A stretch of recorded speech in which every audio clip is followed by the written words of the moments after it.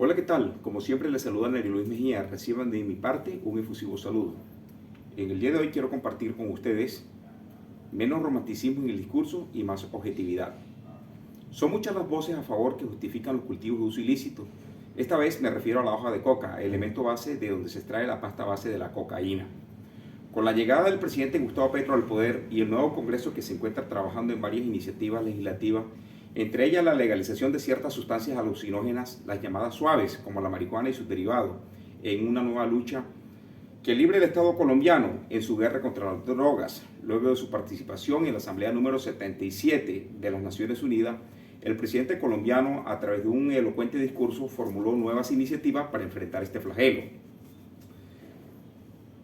No se requiere gozar de grandes conocimientos en materia económica para entender que el mundo está atravesando por una de las peores crisis que ha retraído el crecimiento económico de todas las naciones, sin distinción alguna, causado por la pandemia del COVID-19, sumado a ello la crisis de los contenedores, entre otros factores.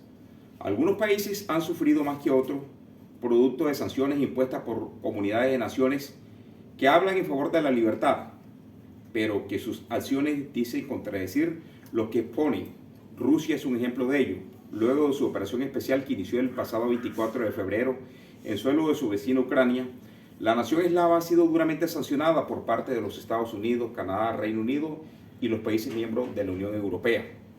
Esta guerra ha originado una serie de afectaciones en muchos países del globo, ya que las exportaciones de ambos, entre Rusia y Ucrania, en materia prima, como energía, alimentos y metales, están dentro de los primeros lugares. Por tal razón, tanto Rusia como Ucrania se les conoce como el granero de Europa. Sus exportaciones de trigo a nivel mundial representan el 29%, en maíz el 19%.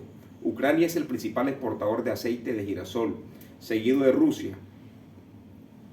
Y es importante destacar que Rusia es el tercer país que más exporta petróleo después de Arabia Saudita y los Estados Unidos.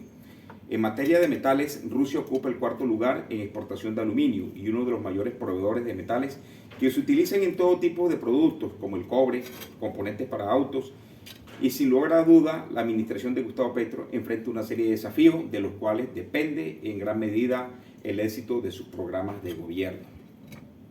La reforma tributaria, junto al conjunto de reformas como a la justicia, al código electoral, son indispensables para el desarrollo armonioso de nuestro sistema democrático. Pero más que voluntad legislativa se requiere para poder cambiar el paradigma frente a las drogas como la cocaína. Si avanzáramos solos como país en legalizar estas sustancias, nos aislaríamos del resto de naciones y nos mostraríamos como una sociedad paria que acolita dentro del marco legal una conducta que la mayoría de países del mundo reconocen como ilegal. Ahora bien, que las comunidades avancen de manera organizada en proponer una solución al problema de los cultivos de uso ilícito. Frente a ello, debe ser claro el marco de exigencias tales como el diagnóstico de sus tierras, las gestiones del Ministerio de Industria y Comercio, de conseguir mercados internacionales como nacionales para los productos de los campesinos productores de la hoja de coca, la contratación de profesionales y técnicos en el desarrollo de los estudios de suelo, marchar a contrarreloj en la modificación y actualización de la Ley Segunda del 59 y a través de la misma identificar las necesidades del mercado mundial, cómo podemos reemplazar en materia de alimentos, energía y metales el vacío dejado por la guerra entre Rusia y Ucrania y las sanciones que han emergido producto de este conflicto. Es nuestra oportunidad como país, con menos discurso romántico y más objetividad sobre los problemas que aquejan a nuestro país. Muchas gracias.